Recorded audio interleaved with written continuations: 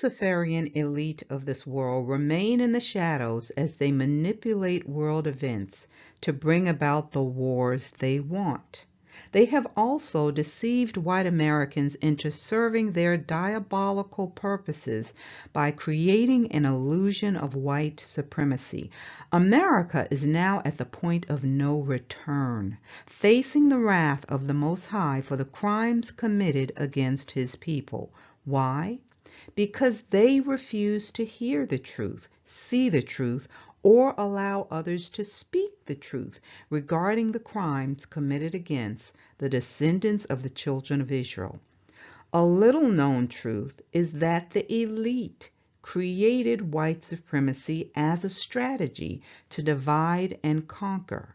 It was also used by slaveholders to maintain control over those they had enslaved. They also had the help of religious leaders. Slavery lasted for centuries because theologians used the Bible to justify it in order to soothe the conscience of white Christians and mask their guilt. They duped them into believing that Europeans had actually helped the savage Negroes by rescuing them from the jungles of Africa and showing them how to be civilized. The lies did not stop there. They also taught Negroes a whitewashed version of Christianity. The underlying message was how to endure slavery and be a good Christian when God is white and you're black. In this session, we will talk about how the hidden hand of the elite is still working behind the scenes to bring about the war they want. Let's begin with how it all started.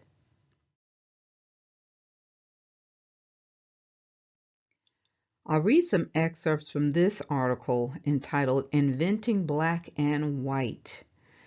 It's talking about what happened in Virginia in the 1600s, how a man named Anthony Johnson and a woman named Elizabeth Key successfully appealed to the colony's legal system to get their freedom because they had been wrongfully enslaved.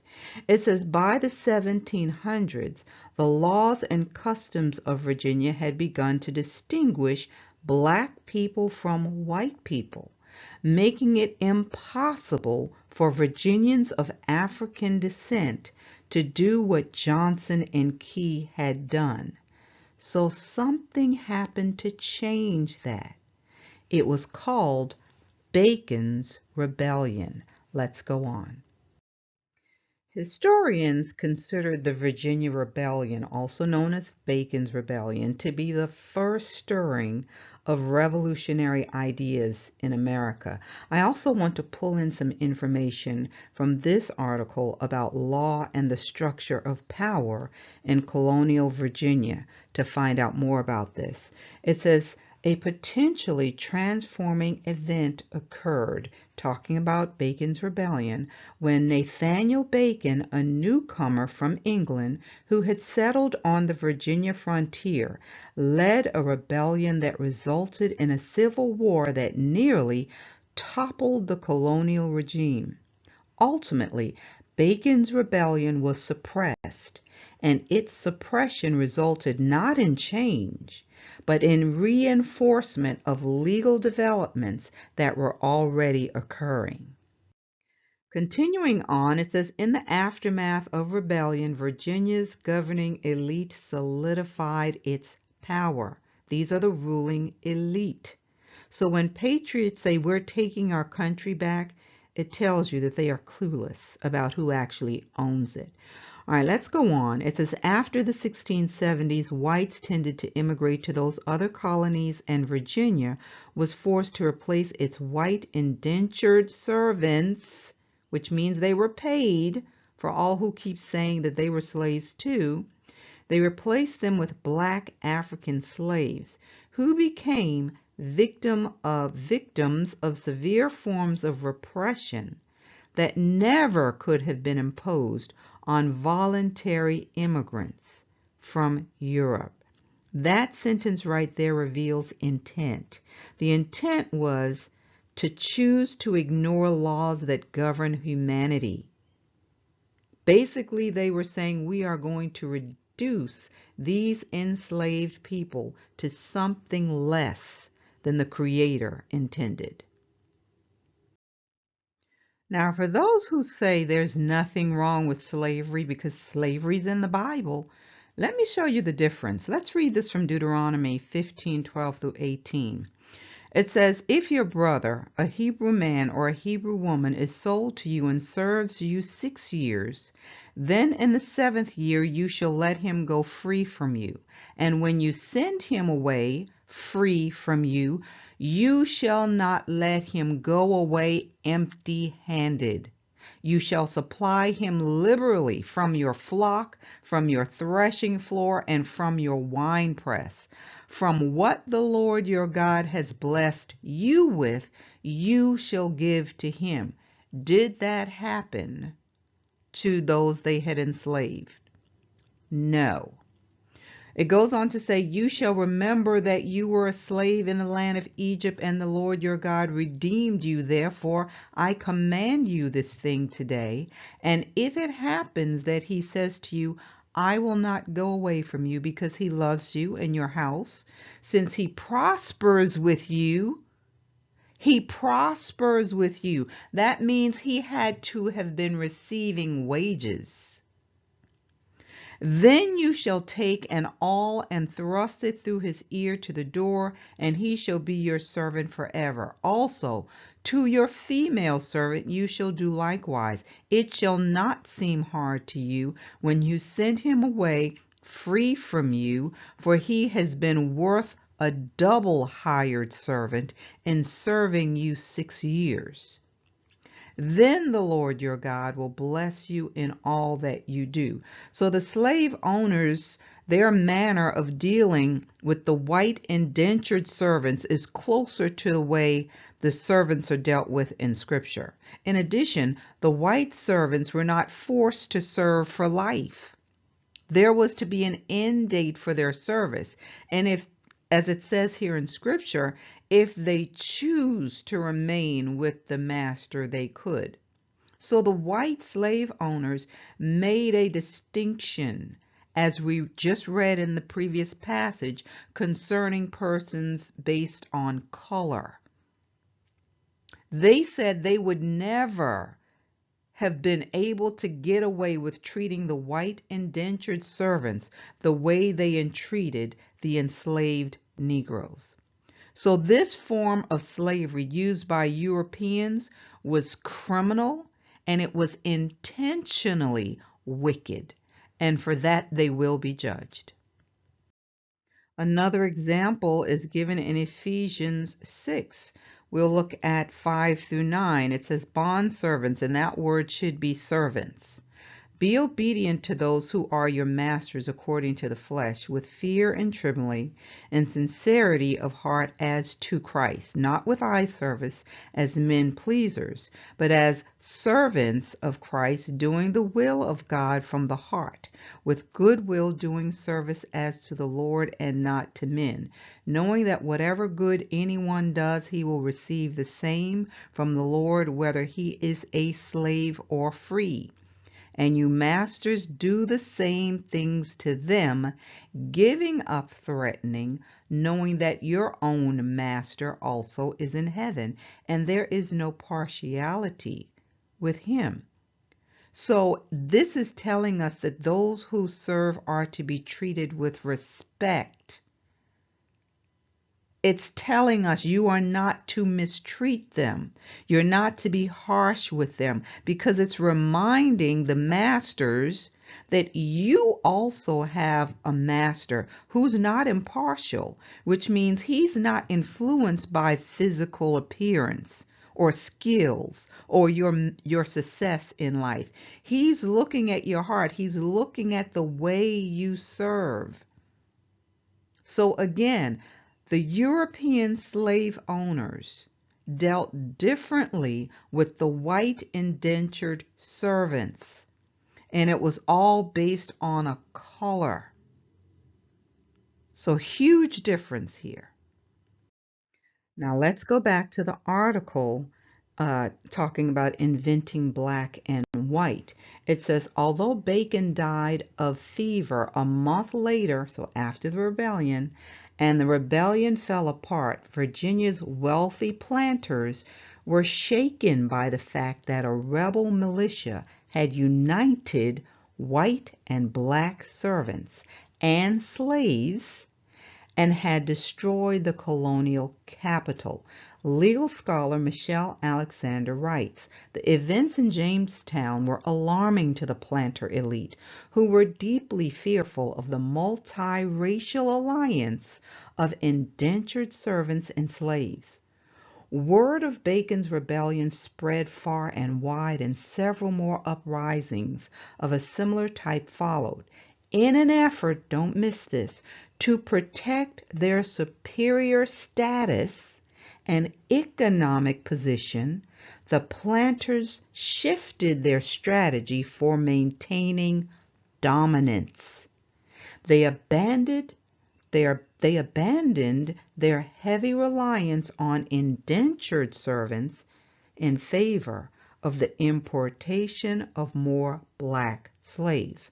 So after Bacon's rebellion, Virginia's lawmakers began to make legal distinctions between white and black inhabitants. By permanently enslaving Virginians of African descent and giving poor white indentured servants and farmers some new rights and status. So they hoped to separate the two groups and make it less likely that they would unite again in rebellion. Let's keep going. It says, soon after Bacon's rebellion, they increasingly distinguish between people of African descent and people of European descent. They enact laws which say that people of African descent are hereditary slaves, and they increasingly give some power to independent white farmers and landholders.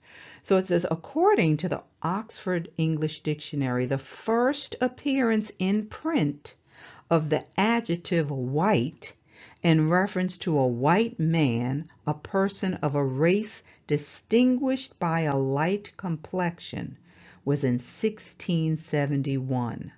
Colonial charters and other official documents written in the 1600s and early 1700s rarely refer to European colonists as white.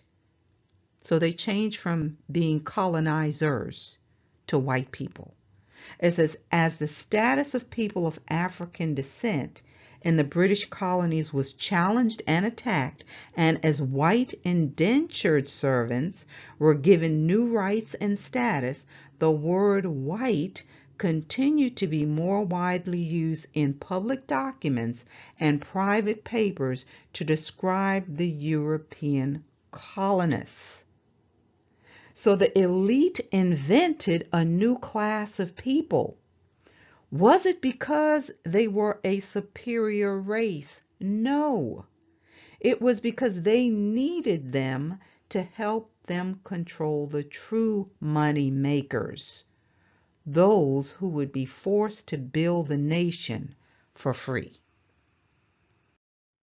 Now let's return to the journal article, Law and the Structure of Power in Colonial Virginia, and you'll see how the covenant was made between this created class of people referred to as white and the ruling elite. It says the switch to black labor also changed the nature of the remaining white community. Most significantly, the poor white community that elites had to govern was smaller and therefore easier to control than it would have been if indentured servants had continued to provide most of Virginia's labor.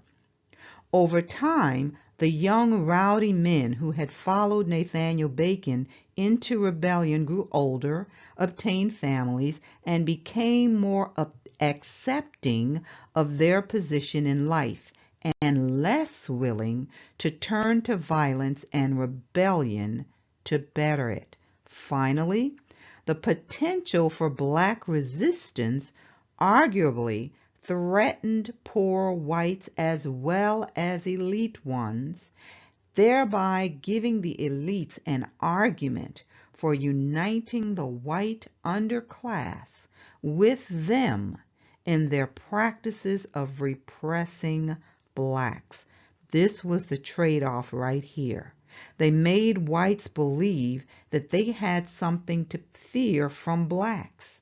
So it was in their best interest to help them to police the Negroes.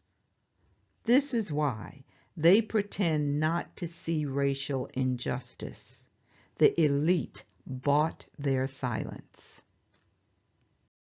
Now let's see how they used Christianity in this great deception. It says many late 17th century Virginians found Christianity an important force in creating a civilized community, a main argument for enslaving blacks, especially in the 17th and early 18th century, was that whites were Christian and thus civilized, whereas almost all blacks before the Great Awakening were not, and thus, it was said, had to be controlled by force.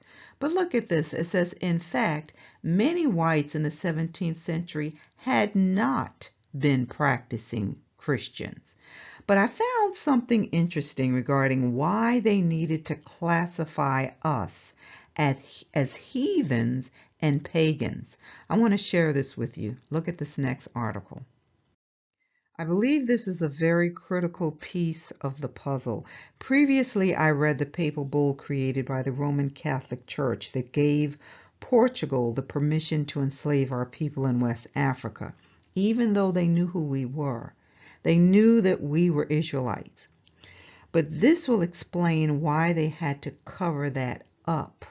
They had to hide who we were because they had legal traditions that regulated how they were to treat Jews. So they had to label us as heathens and pagans. All right, so it says 15th century Iberian legal traditions regulated Christians' treatment of Jews, Muslims, and other Christians, clearly delineating, for example, who was enslavable and who was not. In contrast, the judicial status of people who did not fit these categories was more ambiguous. Legal and philosophical arguments to address this issue began to evolve during the second half of the 15th century, once Portuguese mariners began to return to Iberia with captives acquired in West Africa and West Central Africa. Notably, the treatment of black Gentiles was addressed in 1452 and 1555 when Pope Nicholas V issued a series of papal bulls that granted Portugal the right to enslave sub-Saharan Africans. It says church leaders argued that slavery served as a natural deterrent and Christianizing influence to barbarous behavior among pagans. So they labeled us as black Gentiles or pagans, knowing who we were, because they knew that their legal traditions prevented them from enslaving our people. This is just pure wickedness, you all. Let's go on. Now let's look at the underlying goal of the ruling elite, and stay with me because this information is going to help you understand how the ruling elite are still using this same system to maintain their dominance and control. It says whatever masters may have done, the law and the underlying economy did not treat slaves as humans, but as fungible property convertible into cash. The law said they were property considered no otherwise than horses or cattle. And the British merchants who lent money to Virginia planters thought of slaves as cash, equivalent to securing their debt. Slaves were mere numbers that merchants used in an impersonal marketplace established to satisfy Europe's demand for tobacco. They were never considered as people capable of developing relationships either with each other or with whites. To them, the Negroes were the cash cow, you all. They could force people to work from sun up to sundown and not pay them a dime for centuries. Who does this? Civilized people or the seed of the serpent? Let's go on. It says, whereas indentured servants could complete their terms of servitude and then live out human, if impoverished, lives, slaves could not. It says the original sin lay in snatching people from their homes, their families, their communities, and all they had created, and depositing them in a strange world from which they could never return. So what is at the root of it all? Greed, the love of money. This is a visual chart of all the world's wealth, and you can see that the United States profited nicely from ill-gotten gain. If you watched the previous video about the roots of darkness, you heard Professor French tell you exactly how the European nations became world powers. It had everything to do with slavery. But you can count on one hand the numbers of preachers willing to stand up and expose this wickedness. And now Babylon is falling. As I said, America is at the point of no return. Now look at this graph that's showing you the actual distribution of wealth in the United States. It's really showing us wealth inequality in America. You can see here that the top 1% own 40% of U.S. wealth. The bottom 80% own just 7% of America's wealth. Take a look at this next clip. Here is the actual distribution of wealth in America. The poorest Americans don't even register. They're down to pocket change. And the middle class is barely distinguishable from the poor. In fact, even the rich between the top 10 and 20 percentile are worse off. Only the top 10% are better off. And how much better off? So much better off that the top 2 to 5% are actually off the chart at this scale. And the top 1%, this guy, well, his stack of money stretches 10 times higher than we can show. Here's his stack of cash, restacked, all by itself. This is the top 1% we've been hearing so much about. So much green in his pockets that I have to give him a whole new column of his own, because he won't fit on my chart. 1% of America has 40% of all the nation's wealth. The bottom 80%, 8 out of every 10 people, or 80 out of these 100, only has 7% between them. And this has only gotten worse in the last 20 to 30 years. While the richest 1% take home almost a quarter of the national income today, in 1976 they took home only 9%. meaning their share of income has nearly tripled in the last 30 years. The top 1% own half the country's stocks, bonds, and mutual funds.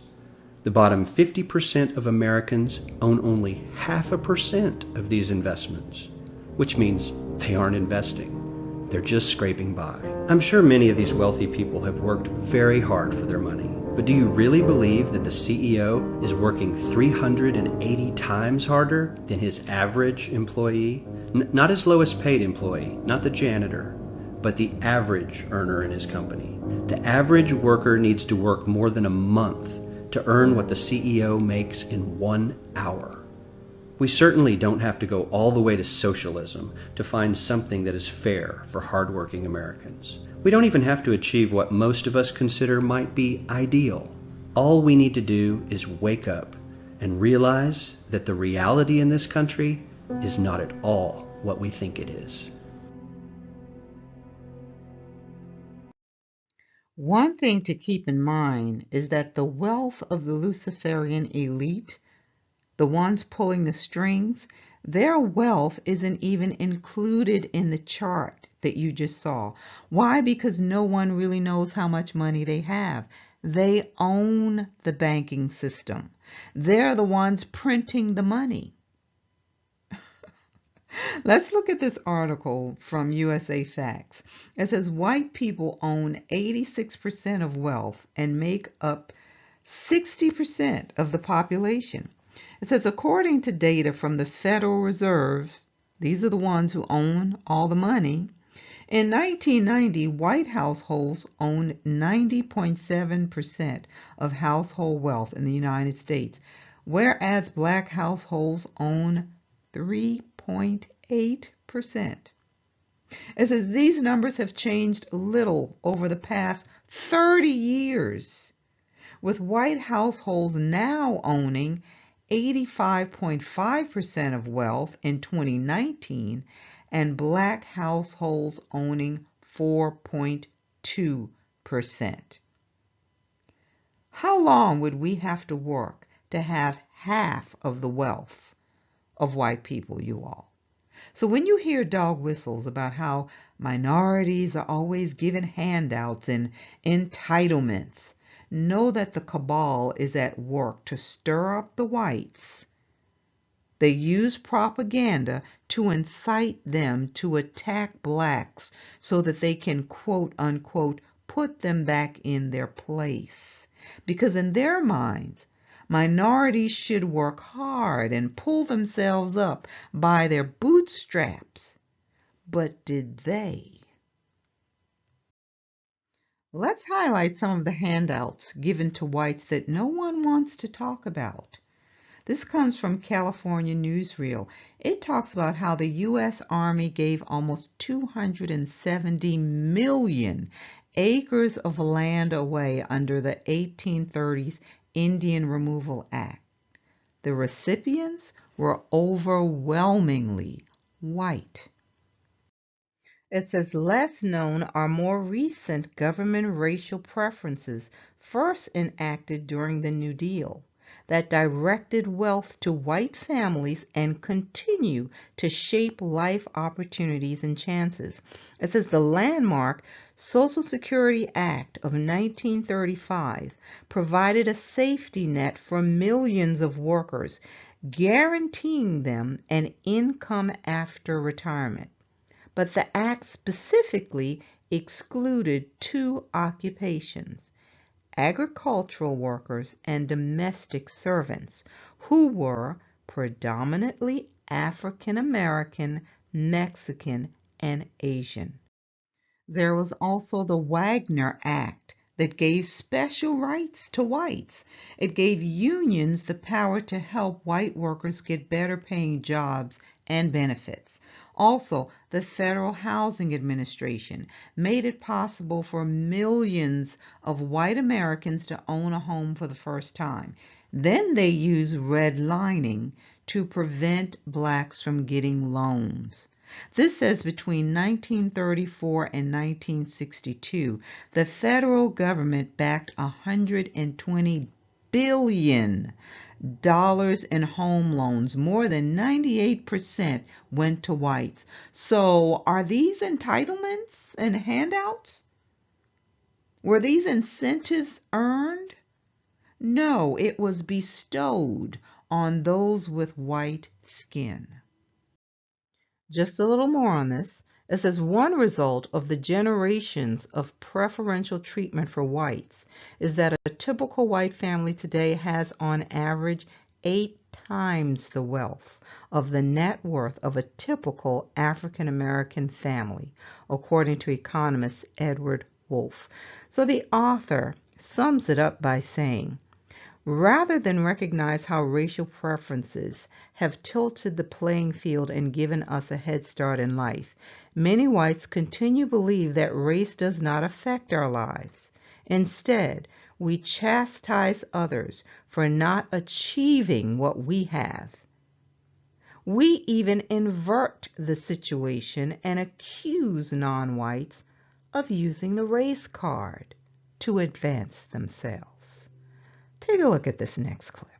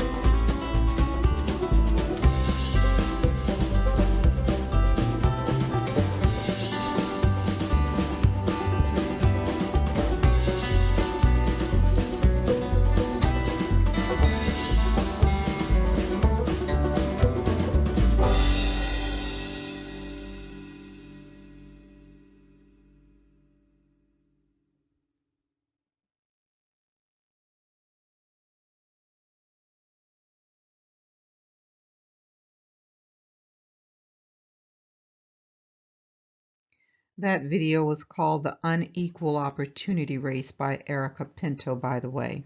Now, with everything I've covered thus far, the information from this article will not be surprising to you. This is from the New York Post. It says, poll finds most Americans oppose reparations for slavery. Let's read on to find out why. It says only 29% of Americans say the government should pay cash reparations.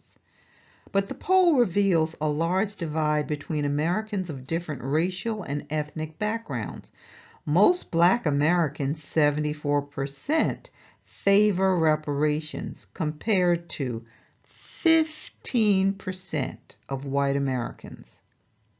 Among Hispanics, now why Hispanics are in this, I don't know. Do they even have a dog in this fight?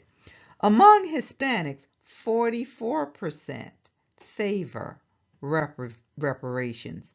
Lori Staitzer, 79, of West Palm Beach, Florida, opposes cash reparations and an official government apologies. She opposed cash reparations and an official government apology. Here's what she says. None of the black people in America today are under the slavery issue, said Staitzer, who is white. It's over with. Using taxpayers' money to pay reparations would be unfair to me, she added. My ancestors came to this country, worked hard to become Americans, and never asked for anything. Now, isn't that laughable considering everything that I just read? Oh, let's go on.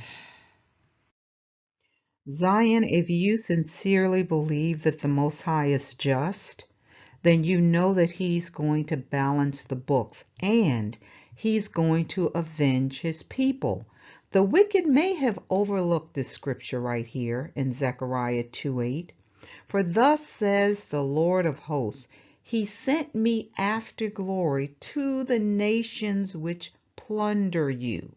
For he who touches you touches the apple of His eye. When the Europeans had the opportunity to do the right thing, the love of money constrained them. So when the Most High balances the books, He's going to force them to pay more than they wanted to pay. And that day is coming faster than they think. The nations that plundered us will be plundered. So let me share this story with you before I bring this to a close. Last Sunday, my husband and I spent a good portion of the day just watching movies, and it was his turn to pick a movie, and he chose Pompeii. Now, we had seen it before when it first came out, but decided to watch it again. And as I'm sitting there, they're talking about General Titus, and something clicked. I started thinking, General Titus? The destruction of Jerusalem. Is this the same General Titus? And if so, how long after the destruction of the temple was Pompeii destroyed? It was only 9 years later, you all. I was stunned because I had not made that connection before. So I started doing some digging. So let's listen to this. It's from Biblical Archaeology Society. It says, the destruction of Pompeii, God's revenge. This is 9 years almost to the day after Roman legionnaires destroyed God's house in Jerusalem. God destroyed the luxurious watering holes of the Roman elite. Was this God's revenge? That's not exactly the question I want to raise, however. Rather, did anyone at the time see it that way? Did anyone connect the eruption of Mount Vesuvius in 79 CE with the Roman destruction of Jerusalem in 70? So yes, it was the same Titus. He was the general at the time of the destruction of Jerusalem, but he became emperor in AD 79, the same year of the eruption. So now I'm thinking this could not have been a coincidence. So there were records of eyewitnesses, one of them being Pliny the Younger and another Dio Cassius. So Dio Cassius said the eruption consumed the temples of Serapis, Isis, Neptune, and Jupiter, among others. It was almost as if a supreme God was at work, he said. Now, to me, this was a message to the Romans. It was like the Most High was saying, you dared to touch what's mine. Listen to the rest of this. It says the whole plain round about Vesuvius seethed and the summits leaped into the air. There were frequent rumblings, some of them subterranean, that resembled thunder, and some on the surface that sounded like bellowings. The sea also joined in the roar, and the sky re-echoed it. Then suddenly a portentous crash was heard, as if the mountains were tumbling in ruins. And first huge stones were hurled aloft, rising as high as the very summits. Then came a great quantity of fire and endless smoke, so the whole atmosphere was obscured, and the sun was entirely hidden, as if eclipsed. It says, thus day was turned into night and light into darkness. Some believed that the whole universe was being resolved into chaos or fire. While this was going on, an inconceivable quantity of ashes was blown out, which covered both sea and land and filled all the air. It buried 2 entire cities, Herculaneum and Pompeii. Indeed, the amount of dust taken altogether was so great that some of it reached Africa and Syria and Egypt, and it also reached Rome, filling the air overhead and darkening the sun. And that's not all. Apparently, there were 2 disasters.